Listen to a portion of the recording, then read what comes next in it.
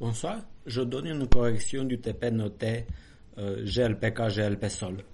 Voilà, on commence avec cet exo où je vois deux contraintes, une fonction à optimiser. Je vous laisse lire l'énoncé à tête reposée, mais c'est un modèle de départ. Et l'exercice 1 demande de modifier ce code, écrire un fichier exo1.mode, un nouvel modèle qui apporte une troisième variable x3 binaire, un coefficient de 4 dans la fonction objectif et un coefficient de 3 dans les deux contraintes. Donc ici, vous avez déjà le même code que celui fourni dans l'exo, donc vous le voyez, c'est le même. Et là, je suis en train d'ajouter une troisième variable binaire, var x3 binary. Donc une troisième variable binaire. Dans l'objectif, elle apparaît avec un coefficient de 4 et un coefficient de 3 dans les deux contraintes.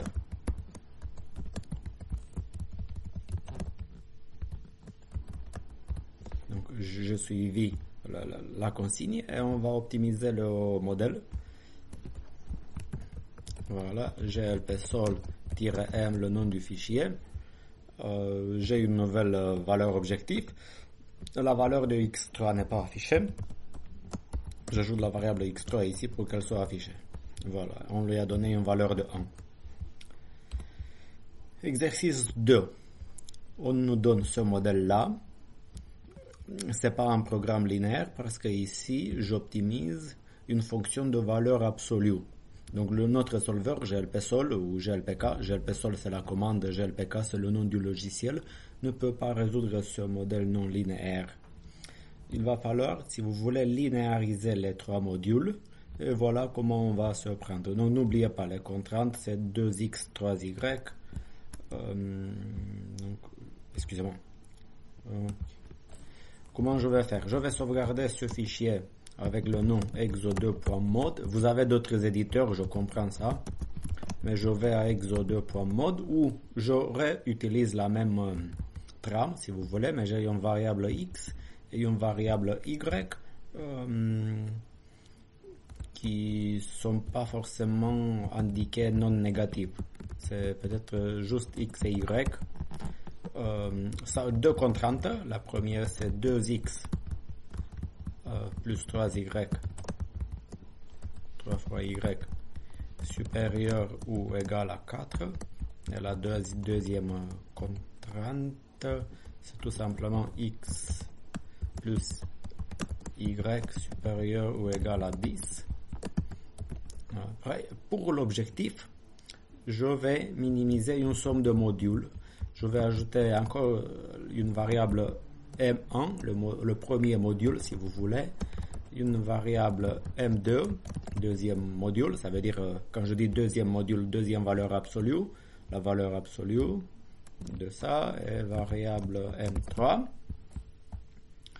Et après, il va falloir utiliser des contraintes pour modéliser la valeur absolue. La première contrainte, c'est, je l'appelle C3, c'est que je peux dire que M1 c'est supérieur ou égal à 4 fois x moins 7 fois y. Et c'est quoi une valeur absolue? Le module, il est aussi supérieur ou égal à la valeur indiquée, mais sa négation. Donc vous voyez, M1 c'est supérieur à ça et à moins la même expression. Donc, et comme je suis dans une logique de minimisation, excusez-moi, j'avais oublié, donc au lieu de maximize, minimize, il va forcer M1 à la valeur de M1, ça va être la valeur absolue de ça. Je vais par exemple afficher x, excusez-moi, l'objectif, excusez-moi, désolé de ne pas avoir respecté l'ordre, mais l'objectif ça va être pour l'instant, je laisse M1 pour vérifier. L'objectif final, ça va être M1 plus M2 plus M3. Mais pour vérifier, je mets que M1. Tac, tac, tac. Display XY et display M1. Et après, display OBJ. Donc on va vérifier si ce programme fonctionne. Ok, vous le voyez en intégralité. Tac, tac, tac. Il donne cette valeur à X et cette valeur à Y. La valeur 0 à M1. Donc il s'est arrangé pour donner à X et à Y des valeurs qui ramènent le module à 0. Après, pour finir l'exo, je répète l'histoire avec M1, M2, M3 plus, excusez-moi, oui, M2 plus M3, et pareil, subject to C5, et ici j'ai M2 supérieur ou égal à 2 fois X moins 3 fois Y, et C6, la négation de ça. Excusez-moi. La négation de ça, met en place comme ça, ici. Tac. Ok, si vous voulez, je copie ça. Je l'appelle les contraintes C7, C8. J'ai M3, M3. Et ici, j'ai 5X moins 4Y. Et ici, j'ai pareil. Moins 4Y. Tac, tac, tac. Je vérifie si j'ai bien copié les bonnes choses. Ça a l'air d'être correct. Et je pense que c'est le bon programme. Voilà, ça donne une valeur objective de 18. Le premier module, c'est 4. Vous pouvez de la même manière afficher d'autres modules. Je passe à l'exo 3. Une entreprise doit envoyer des marchandises à partir de 3 entrepôts vers 4 clients. Chaque entrepôt, il a une capacité d'expédition. Ok, on a les capacités. Et après, les demandes des clients. Le coût d'expédition par unité de marchandises est donné dans ce tableau-là. Par exemple, ici, on voit que pour transporter une unité de marchandises de l'entrepôt I vers le client J, j'ai I plus J comme coût. Mais là, on va écrire un modèle pour cela. Si vous lisez en détail tout ce qui est décrit, vous pouvez voir qu'il y a plusieurs manières de résoudre l'exo, mais moi, je vais utiliser des paramètres comme décrit ici en bas à droite. Donc, je vais ouvrir un fichier exo3.mode pour que les choses soient claires. Je vais copier par exemple déjà comme paramètre. Je peux avoir un param que j'appelle coût. Ça c'est le coût de transport. Ouais. Et c'est indexé par c'est indexé par deux paramètres, par un I et par un J. Donc c'est pour ça I c'est excusez-moi, I c'est les entrepôts, j'ai 3 entrepôts si vous voulez, et je vais toujours parler de J lorsque je vais parler pour parler des clients. Donc j'écris param coût, ça va être à la fin du fichier, donc il y aura une zone qu'on appelle data à la fin du fichier, et ici je mets les coûts et je le déclare comme écrit en bas à droite. 1, 2, 3, 4 c'est les clients, donc 2 points, tac tac tac, 1, 2, 3, 4 les clients, et après les entrepôts 1, 2, 3, oui, je copie les données 2, 3, 4, 5, 3, 4, 5, 6, 4, 5, 6, 7, point virgule. J'ai les coûts. Okay. Après, donc ça c'est les coûts. Et on aura une variable que j'appelle X qui va indiquer si j'utilise le chemin, le lien entre l'entrepôt I avec I de 1 à 3 et le client J avec J de 1 à 4. J'écris comme variable comme ça. je peux dire binary. Parce que soit je vais de l'entrepôt I au client J, soit j'y vais pas. Et aussi, après, je peux avoir param. Donc d'abord, j'aurais dû, peut-être, c'était plus clair de commencer avec les variables. Après, param.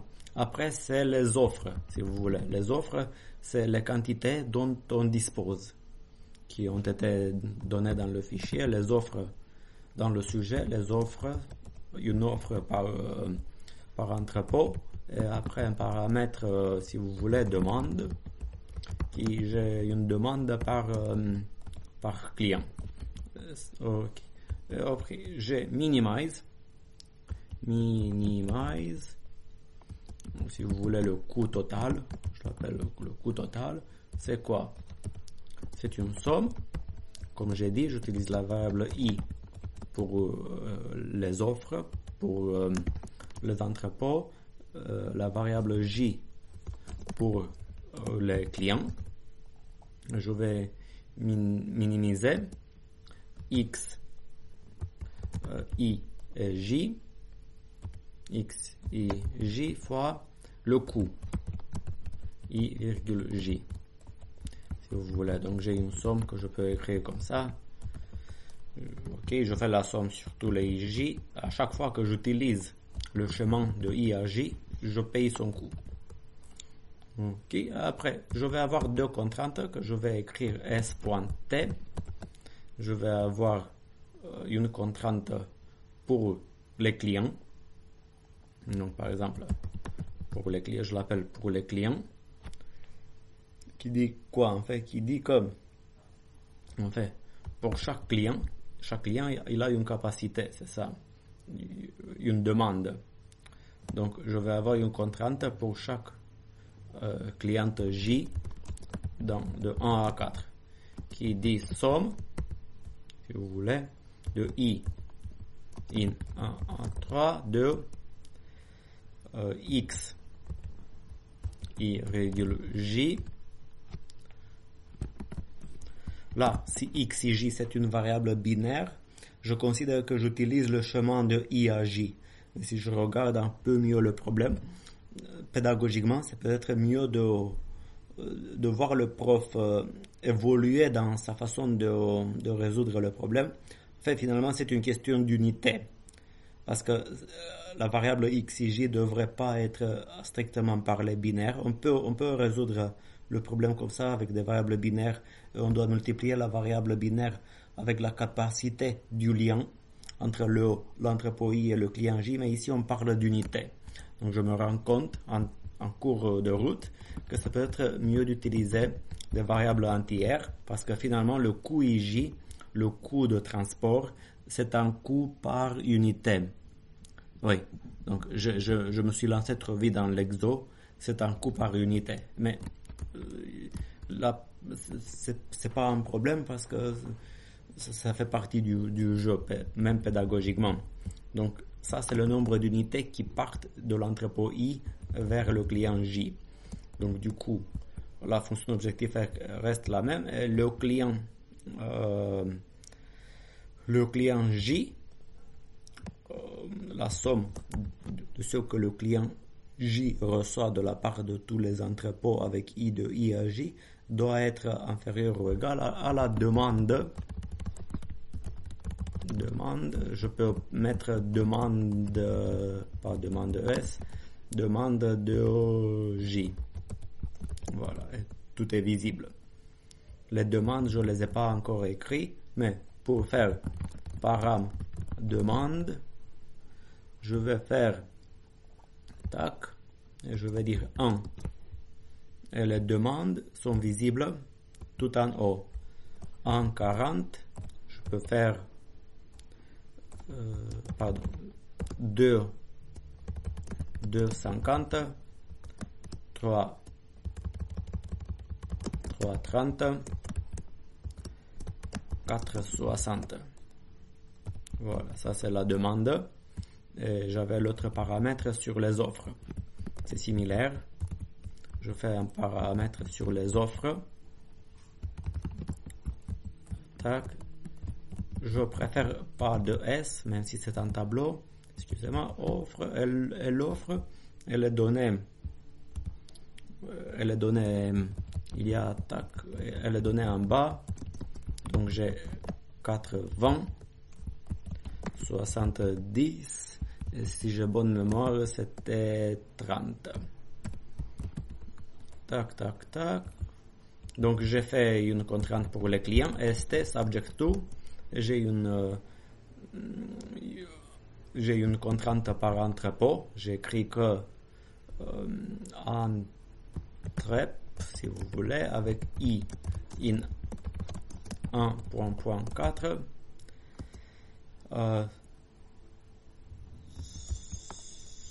somme j, tac, tac, tac, 4, et ici j'aurai l'inverse, x, i, j, inférieur ou égal à l'offre. Ici, c'est l'offre de l'entrepôt I.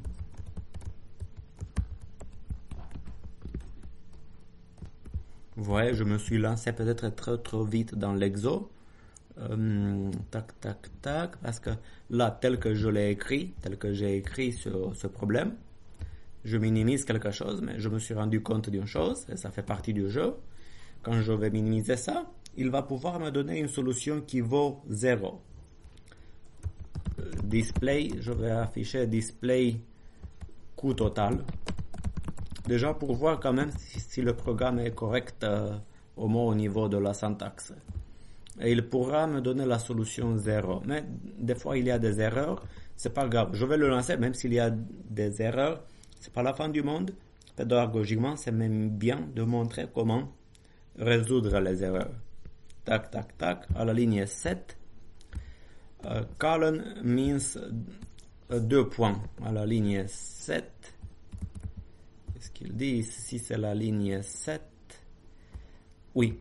Ici, il faut mettre 2 points avant de donner la somme.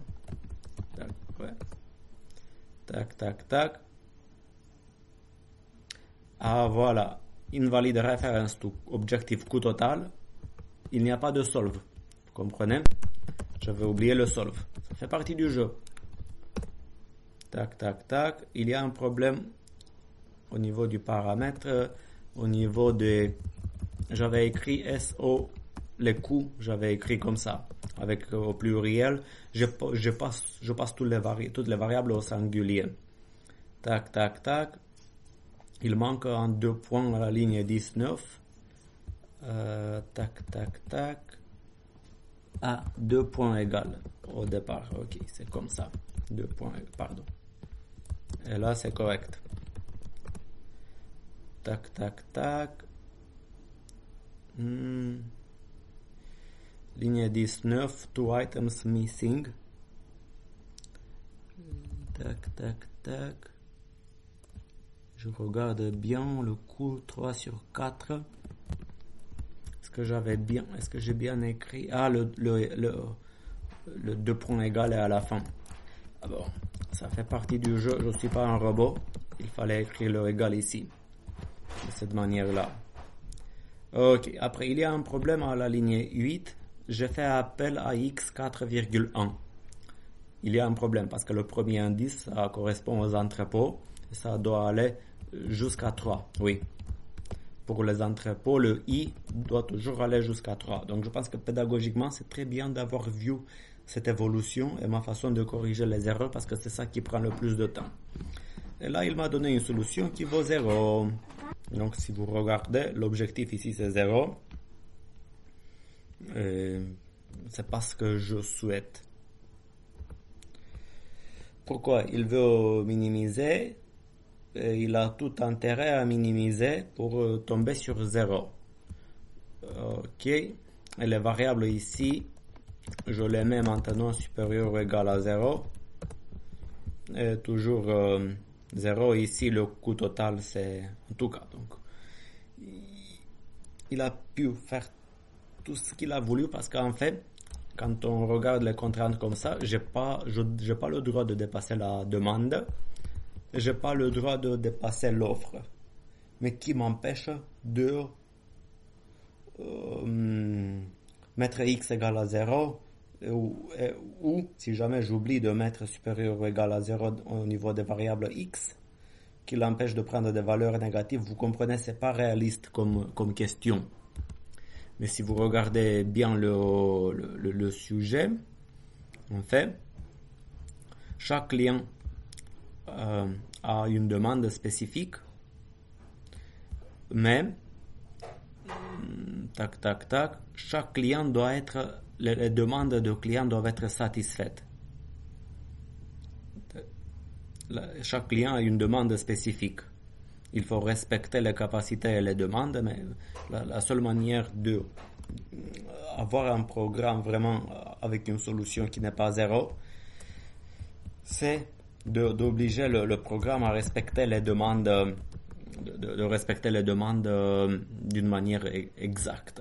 Vous comprenez ce que je veux dire? Ici, il doit vraiment les satisfaire les demandes. Ça veut dire la demande du client doit être satisfaite. Et là, ça va faire du sens. Voilà, là, il a trouvé une solution qui demande ce coût-là pour servir tous les clients. Ok, je vais passer à l'exo suivant. Donc, 4 sacs à dos avec conflit. Donc, vous pouvez lire ça à tête reposée. Il y a des articles incompatibles, mais généralement, j'ai abordé 1000 fois le sac à dos dans le cours. Ça veut dire très souvent. J'ai donné le modèle plusieurs fois, je vais le retaper. Mais ici, le poids max est un paramètre, le nombre de variables est un paramètre, les valeurs et les poids sont un paramètre. Donc, j'ouvre un fichier exo4.mode et j'ai déjà copié. Non, il faut que je copie. Je me permets de copier les paramètres. Ok. Par contre, les paramètres, il faut les déclarer aussi au début du programme. C'est comme ça que ça marche. C'est tout à fait comme dans le programme précédent. Les paramètres doivent aussi apparaître ici. Vous comprenez? Donc, je peux dire param m n integer param poids max integer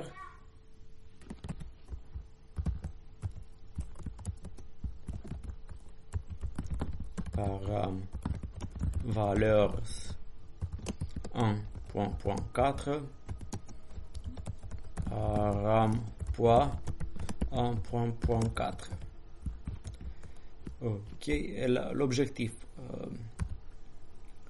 maximize obj 2 points somme i in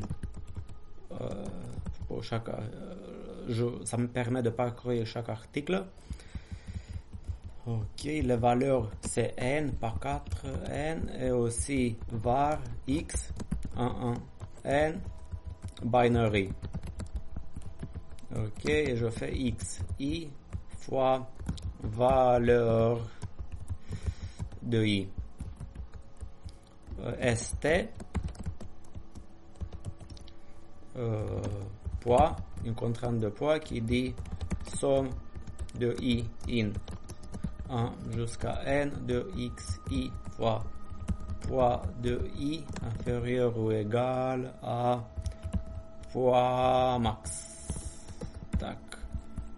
Solve display obj. Voilà un petit programme. J'ai déjà tapé des programmes très similaires en cours. Je ne suis pas un robot, j'ai pu faire des fautes. Je vais essayer de l'exécuter. Tac, tac, tac. Poids multiplie déclaré plusieurs fois la ligne 7. Tac, tac, tac. Ah, le nom de la contrainte. Je l'appelle Pmax ici, le nom de la contrainte. Tac, n déclaré plusieurs fois la ligne 10.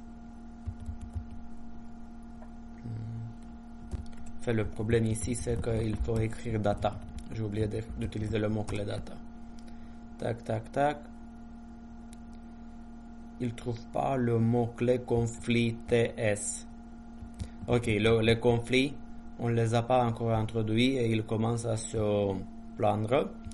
Donc j'introduis le paramètre conflit qu'on va utiliser bientôt. Tac, tac. Double indice. Voilà, il a trouvé une valeur objectif de 9. Je ne vais pas afficher plus que ça, je pense que vous pouvez vérifier, c'est ça la solution.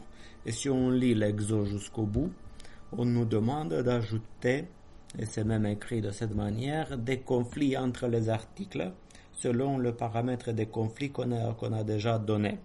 Donc pour ça, j'ajoute une deuxième contrainte, st confl, j'appelle, et c'est écrit dans le sujet, tant mieux.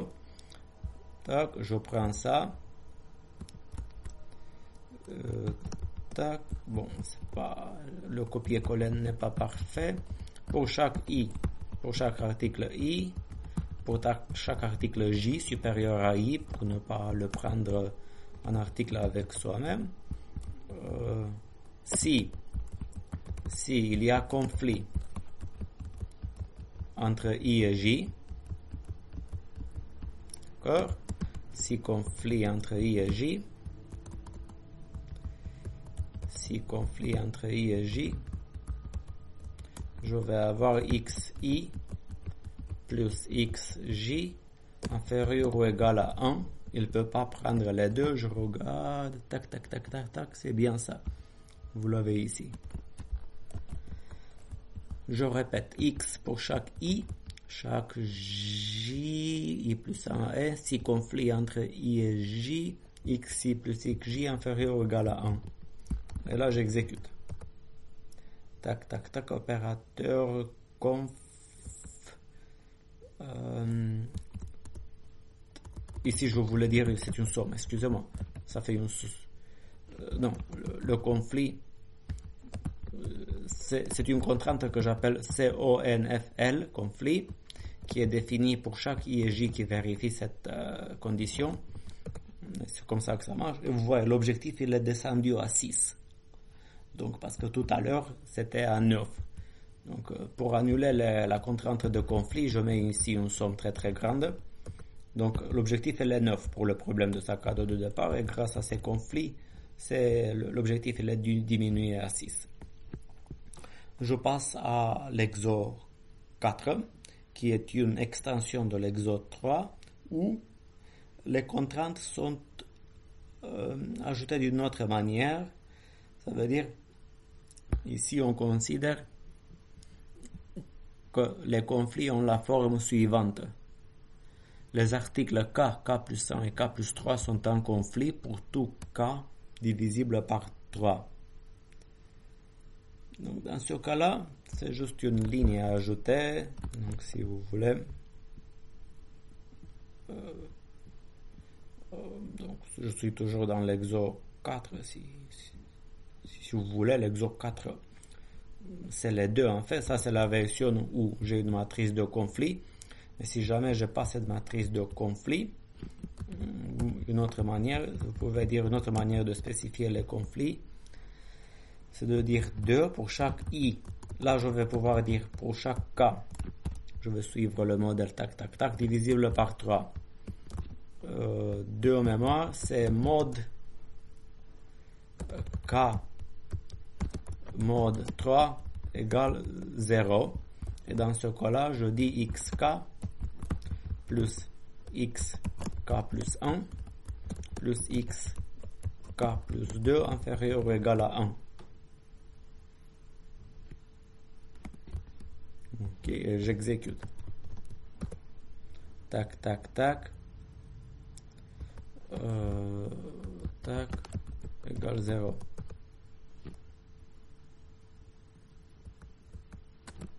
Donc encore une fois, je veux voir l'erreur.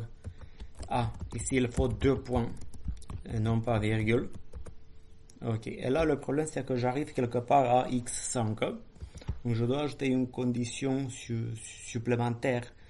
Parce que, vous voyez, si jamais k est supérieur ou égal à n-2, par exemple pour k égale n-2, il va pouvoir générer xk plus 1, xk plus 1 et xk plus 2 qui vont devenir n moins, par exemple, si k égale n-1, pardon, ça va devenir k c'est n-1, k plus 1 c'est n, et k plus 2 c'est n plus 1.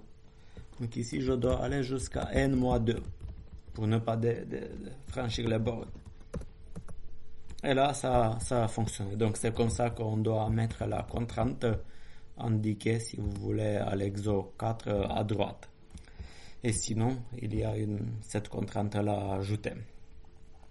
Je passe à l'exo 5.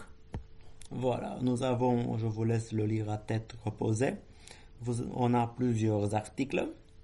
Ok. Et il faut les mettre dans des valises. D'accord? Là, ce qu'il faut comprendre, c'est que chaque article est binaire. Et si vous faites l'addition de tout ça, vous avez 40 kilos.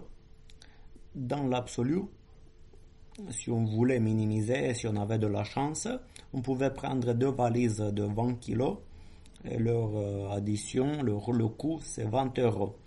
Mais on ne peut pas mettre ces 40 kilos dans 2 valises parce que cela imposerait à une des 2 valises à avoir un poids d'exactement 20.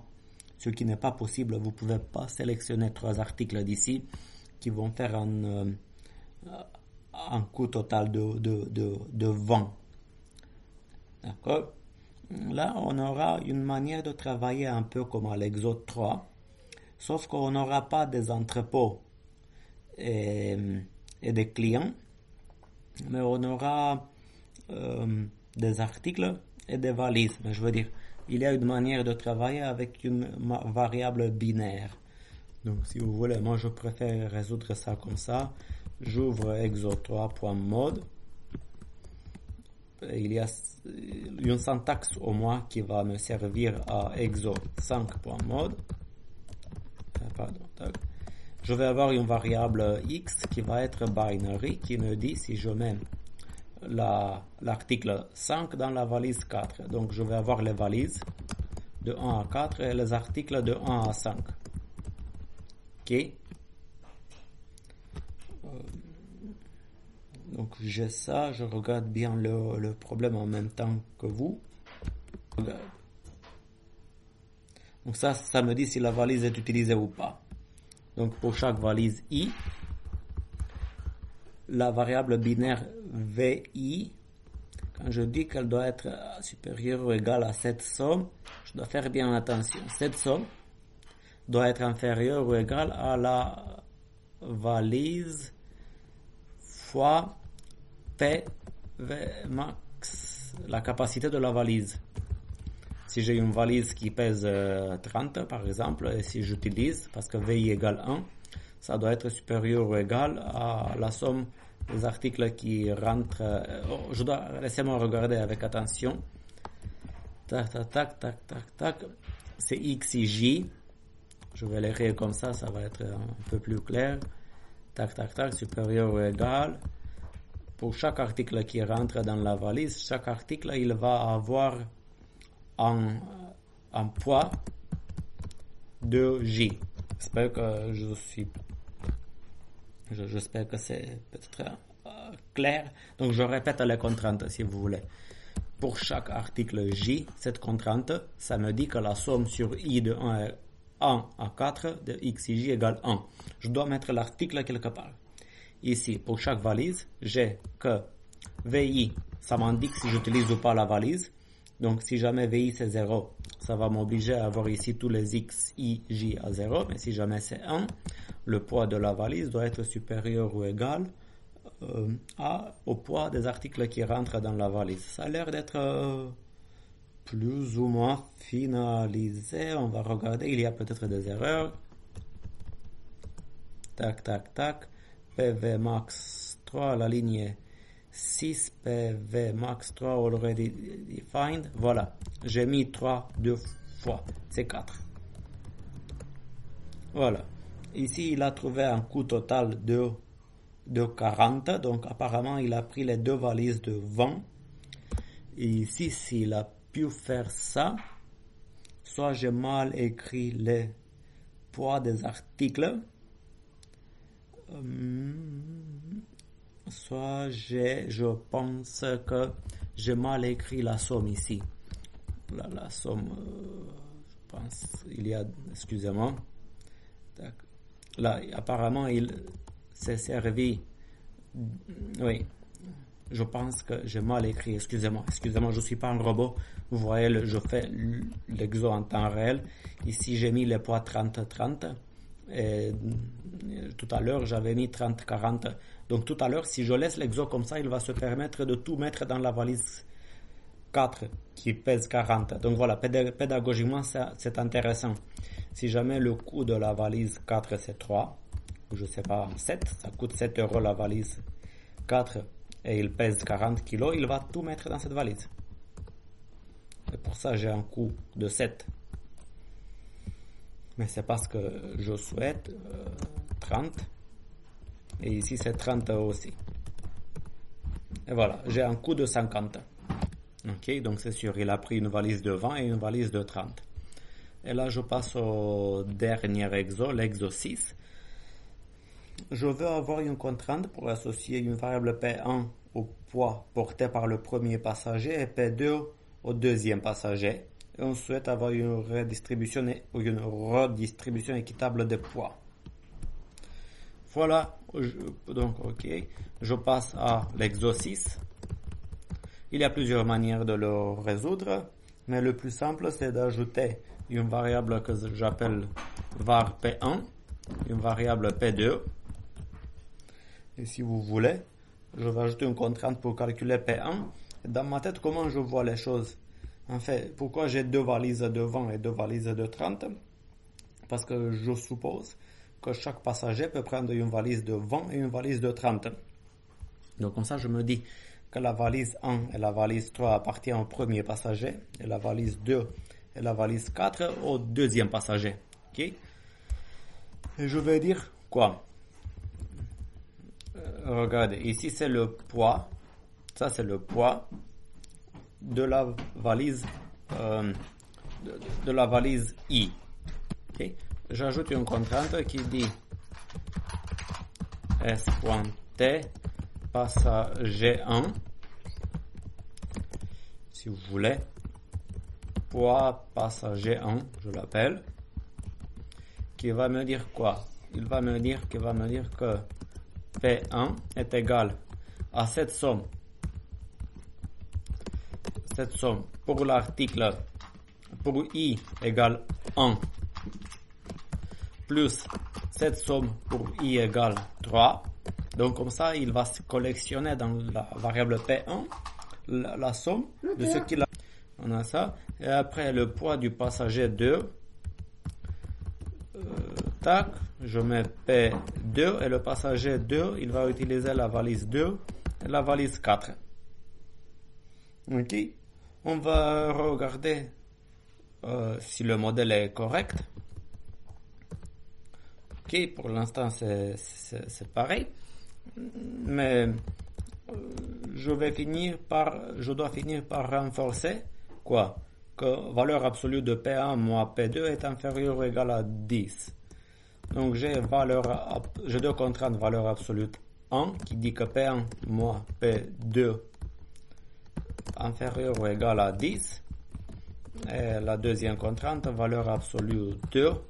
C'est la négation de ça comme on a fait à l'exo 2. Donc ça c'est inférieur ou égal à 10. Et la négation de la même quantité est inférieure ou égale à 10. Donc je répète. Le poids du passager 1, c'est donné par cette expression-là, le poids porté par le passager 1, qui revient au poids des valises 1 et des valises 3, est donné par cette expression-là. Le poids porté par le passager 2 revient au poids de la valise 2 plus le poids de la valise 4, et j'impose cette contrainte entre les deux. D'accord? Et voilà, j'optimise le modèle. C'est la même valeur pour l'instant. Pour vérifier si tout fonctionne correctement, c'est d'obliger de diminuer ici la différence. Donc par exemple, si je mets ici inférieur ou égal à 0, grosso modo, j'oblige de mettre exactement la même quantité entre la valise, de distribuer d'une manière complètement égale les poids entre deux passagers. Je pense que c'est pas possible. Voilà. No integer feasible solution.